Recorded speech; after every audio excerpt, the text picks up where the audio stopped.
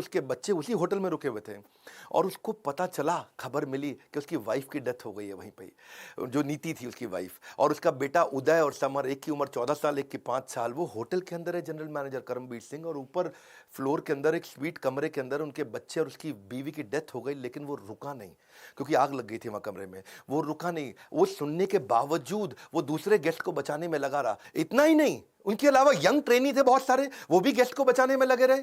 वो भी खुद वहीं रुक रहे, उनको गेस्ट को भेजते रहे होटल के अंदर। टेलीफोन ऑपरेटर फोन करके बता रहा है कि अब निकलो, अब रुको, अब निकलो, अब रुको। रिसेप्शनिस्ट जो स्टाफ थी वहां पे, वो भी ह्यूमन शील्ड बना बना करके गेस्ट को निकालने में लगे हैं। सब लोग हैरान थे।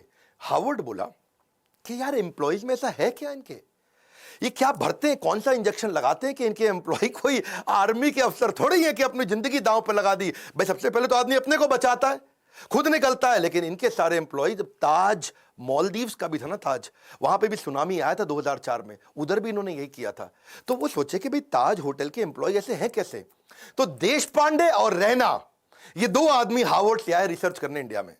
तो पहले सोचा भाई सिंपल सी बात है, आप लोग भी सोच रहे होंगे कि इनकी ट्रेनिंग बड़ी अच्छी होती होगी, इनका ह्यूमन रिसोर्स अच्छा होगा, इनके मैनुअल अच्छे होंगे। लेकिन वो बोले नहीं, ट्रेनिंग तो तब देना जब एम्प्लॉय 2 4 5 10 साल पुराना हो जाए। यहां तो एम्प्लॉय नया था, जिसको आए 15 दिन हुए वो भी जान दे रहा है अपनी। तो बोले कि अच्छा रिवॉर्ड रिकॉग्निशन अच्छा देते होंगे। भाई नहीं, जो रिवॉर्ड रिकॉग्निशन तब दोगे जब तुम साल 2 साल 4 साल नौकरी कर लोगे, तब तो कोई अवार्ड रिवॉर्ड दोगे। वो तो 15 साल पुराने लड़के, 15 दिन क्षमा चाहता हूं, पुराने लड़के आए और होटल में अपनी जान देने में लगे। तो ये कह रहे हैं कि क्या चक्कर है, टाटा ग्रुप के होटल में कोई आदमी आता है तो अपनी जान देने को तैयार हो जाता है, पर ग्रुप के लिए, टाटा के लिए काम करता है, क्या चक्कर है। तो उन्होंने कहा भाई रेज्यूमे अच्छा था, इनका एक्सपीरियंस अच्छा था, पता चला वो भी नहीं। फाइनली रतन टाटा से जब इनका इंटरव्यू हुआ, उन्होंने कहा यार क्या क्या चक्कर क्या है, आपके होटल का आदमी अपनी जिंदगी दांव पे लगा देता है। तो रतन टाटा ने बोला ये बाद की बात नहीं है, ये हायरिंग से पहले की बात है। हम उसका कैरेक्टर, उसकी इंटेग्रिटी को देख लेते हैं इंटरव्यू के दौरान। Interview is the key. Interview के दौरान ही हम अपनी कंपनी में ऐसे लोगों को लेते हैं जो ईमानदार है, काम करना तो हम सिखा देंगे, हमें ईमानदार लोग चाहिए। ये है टाटा ग्रुप, खुद इतने ईमानदार, उनकी ईमानदारी पर तवे पे बैठ करके इंसान आज भी कसम खा सकता है कि भाई टाटा नहीं कर सकते बेईमानी। और ऐसे ही एम्प्लॉय भी लेते हैं, कहते हैं ईमानदार ले लो। और जब ईमानदार लोग लिए तो उन्होंने अपनी जान दी होटल में लोगों को बचाने के लिए। इनका रूल क्या है, नेशन बिफोर द बिजनेस। मैं 5वीं कहानी सुनाता हूं। अभी ताज अटैक की मैंने 2 कहानी सुनाई आपको, अब ताज ही की तीसरी कहानी लेते हैं कि ताज होटल को ठीक करने के लिए रतन टाटा ने टेंडर निकाला। भाई होटल में आग लग चुकी है, होटल में गोलियां चली हैं, होटल पूरा तहस नहस हो चुका है। तो उन्होंने दुनिया भर में टेंडर निकाला कि कौन हमारे होटल को आके ठीक करेगा, रिपेयर करेगा। समझ रहे हो मेरी बात को। तो रिपेयर करने के लिए दुनिया भर में टेंडर, पाकिस्तान से 2 कंपनी ने भी टेंडर अप्लाई कर दिया कि हम आपका होटल आके ठीक करते हैं। अच्छा, उनको रतन टाटा ने ध्यान नहीं दिया, भाई पाकिस्तानी है, मैं यही कराऊंगा इनसे।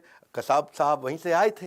तो ये को 2 आदमी, 2 बड़े बिजनेसमैन बिना अपॉइंटमेंट लिए पहुंच गए मुंबई रतन टाटा से मिलने के लिए कि भैया हमको दे दो, हम करेंगे टेंडर पास। रतन टाटा ने उनको अपॉइंटमेंट नहीं दिया, कमरे के अंदर से सेक्रेटरी को बोल दिया, बोल तो बिजी हैं।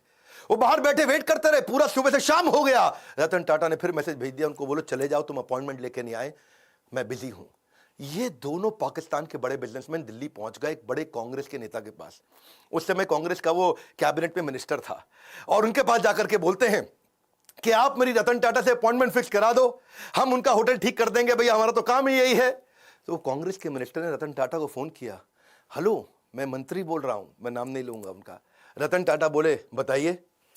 बोले ये 2 आदमी आए हैं बिजनेसमैन पाकिस्तान से, ये आपका होटल ठीक कर सकते हैं, इनको टेंडर दे दो, आप इनको मीटिंग तो दे दो, कम से कम इतना तो करो। तो रतन टाटा ने उनको क्या जवाब दिया, आप हैरान हो जाएंगे। बोले तुम बेशर्म हो सकते हो, मैं बेशर्म नहीं हूं, पाकिस्तानियों को धंधा नहीं दूंगा। खटाक फोन रख दिया। ऐसे हैं हमारे श्री रतन टाटा। इसी के साथ दूसरी कहानी, और 26/11 के अटैक के बाद पाकिस्तान की सरकार ने उनसे कुछ सैकड़ों हजारों टाटा सूमो को ऑर्डर दिया था। टाटा सूमो, उन्होंने कहा मैं पाकिस्तान को नहीं दूंगा, नुकसान बर्दाश्त है लेकिन देश से गद्दारी बर्दाश्त नहीं है। क्विकली छठी छोटी सी कहानी, एक बार एक कॉलेज के चेयरमैन ने उनको इन्वाइट किया कि बड़े फंक्शन में 25वीं एनिवर्सरी थी, सेलिब्रेशन थी। अब रतन टाटा आए हुए हैं, रतन टाटा है भैया, टाटा ग्रुप कंग्लोमरेट। बच्चों में भीड़ भाड़ हो गई, और मैं देखूंगा आगे आऊंगा, मैं देखूंगा आगे आऊंगा। 2-4 बच्चों ने इधर उधर धक्के मार दिए, आगे निकलने के चक्कर में रतन टाटा ने देखा बेचारी एक लड़की नीचे गिर गई। उन्होंने कहा कि आप फंक्शन खत्म होने दो, मैं आपसे मिलूंगा। फंक्शन थोड़ा लंबा हो गया, रतन टाटा जी की फ्लाइट थी, और उन्होंने अपनी फ्लाइट मिस कर दी। प्रिंसिपल ने बोला फ्लाइट क्यों मिस कर रहे हैं साहब, बच्चे हैं, क्या हो गया?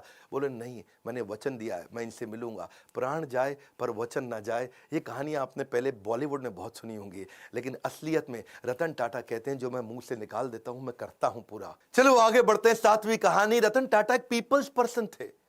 आपको पता है जब जापानी कंपनी इंडिया में आती है और ऑटोमोबाइल कंपनी लगाती है तो बहुत स्ट्राइक होती है।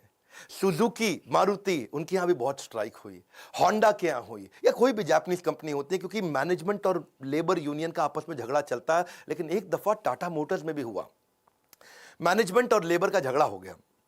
वहां पे लेबर ने उनको बोला, उनकी यूनियन ने बोला कि भाई हमको ना यहां पे एक बोनस चाहिए, आप बोनस नहीं दे रहे हैं। वो इतना वायलेंट हो गया कि मजदूरों को भी चोट आई और मैनेजर्स को भी चोट आई, कुछ झगड़ा बहुत बढ़ गया। और लेबर यूनियन कह रही है बोनस तो चाहिए ही चाहिए। मैनेजमेंट तैयार नहीं थी बोनस देने के लिए। आप समझना, क्योंकि मैंने तो ऑटोमोबाइल कंपनी में बहुत काम किया। मारुति ने मुझको हर साल बेस्ट ट्रेनर इन इंडिया का अवार्ड दिया है, तो मैं तो इनको जानता हूं। इनको बोलते हैं basically long term settlement. Long term settlement होता है 4 साल का, जिसमें तय किया जाता है कितना बोनस दिया जाएगा। और मैनेजमेंट तय कर चुका था, पर रतन टाटा आए, उन्होंने आके कहा कि मैं लेबर से सबसे मिलता हूं, और यूनियन से मिले। वहां उनके बीच में जाकर के जमीन पे बैठ गए और उनके साथ बैठ करके बोले कि आप ठीक कह रहे हैं, बोनस तो मिलना चाहिए, आपने खून पसीना बहाया है। जाके मैनेजमेंट को समझाने लगे रतन टाटा कि भाई इनको बोनस दो। अब मैनेजमेंट बोली सर हम ऑटोनोमस बॉडी है, हम डिसाइड करेंगे, हमारे हिसाब से बोनस नहीं देना चाहिए। रतन टाटा अड़ गए, बोनस दो, आपको देना चाहिए। मैनेजमेंट बोली आप जबरदस्ती करेंगे तो हम दे देंगे, लेकिन इनको देना बनता नहीं है। रतन टाटा बोले देखो मेरी रिक्वेस्ट है, इनको बोनस दो। अब वहां सारे मजदूर देख रहे हैं, पहली बार भी रतन टाटा खुद आए, आके मैनेजमेंट से लड़ रहे हैं। ऐसा साइकोलॉजिकल टर्न अराउंड हुआ कि उसके बाद खुद ही सारे की सारी लेबर यूनियन ने आकर के बोल दिया कि अब हमको बोनस नहीं चाहिए, रतन टाटा आकर के हमसे लड़े, इतना ही काफी है। 8वीं क्विकली कहानी, रिवॉर्ड द फेलियर। इन्होंने अपने टाटा नैनो के फेलियर से एक चीज सीखी कि क्या, कि try frugally and fail fast. वो उन्होंने कल्चर ही बना दिया। तब रतन टाटा ने आकर सबको सिखाया कि भाई ऐसा करते हैं, हम फेलियर को रिवॉर्ड करते हैं, छोटे छोटे फेलियर होने दो। उन्होंने एक एनुअल कॉन्टेस्ट ही लॉन्च कर दिया टाटा ग्रुप में। कहता चलो एक कॉन्टेस्ट लॉन्च कर देते हैं, मैं जो सबसे बढ़िया फेल्ड आइडिया होगा उसको रिवॉर्ड दूंगा, ताकि लोग मेहनत तो करें, और जितना बढ़िया फेल्ड आइडिया होगा मैं उसको, तो ताकि छोटे छोटा मेहनत करो, छोटी छोटी फ्रूगल फ्रूगल, बहुत बड़े फेलियर मत करो, छोटे फेलियर जल्दी जल्दी करो, जल्दी जल्दी सीखो, it will spark your innovation. तो रतन टाटा का मैसेज था कि failure is a gold mine for the company. अब उन्होंने कई सारे फेलियर फिर देखे कि आने लगे, वो बहुत वैल्यूएबल थे। इन्होंने एक वहां पे स्टूडेंट्स ने छोटा आइडिया फेल किया, लेकिन बहुत अच्छा था कि छोटा ट्रक क्या 3 व्हीलर को रिप्लेस कर सकता है। ये इस पे भी टाटा ग्रुप ने ट्राई किया। ऐसा नहीं है कि टाटा की 100 से ज्यादा कंपनियां ऐसे ही बन गई, कई आइडियाज पे छोटे छोटे फेल करते हैं, लेकिन कम खर्चे में फेल करके सीख जाते हैं। एक इन्होंने चीप वाटर फिल्टर भी बनाया, उसका नाम रखा था द स्वच्छ। उसमें राइस हस्क होता है ना, चावल का भूसा, उसी से बनाने का प्रयास किया। एक प्रोटोटाइप भी बनाया $500 के अंदर। कितना? $500 में, यानी कि लगभग 30-40 हजार रुपए के अंदर क्या एक मकान को खरीदा जा सकता है दुकान से। किसी दुकान पे जाओ, मकान खरीद के ले आओ, क्या? हाँ, 40,000 रुपए का मकान खरीदो तो डिसमेंटल करके मकान को जाकर के वापस फिट कर दें, ऐसा छोटा सा मकान बना सकें, उस पर भी इन्होंने काम किया। $20 के अंदर कमर्शियल ट्रैवलर्स को क्या रास्ते के अंदर अकोमोडेशन दिया जा सकता है, जो ड्राइवर वगैरह बेचारे कमर्शियल ट्रैवलर होते हैं। From error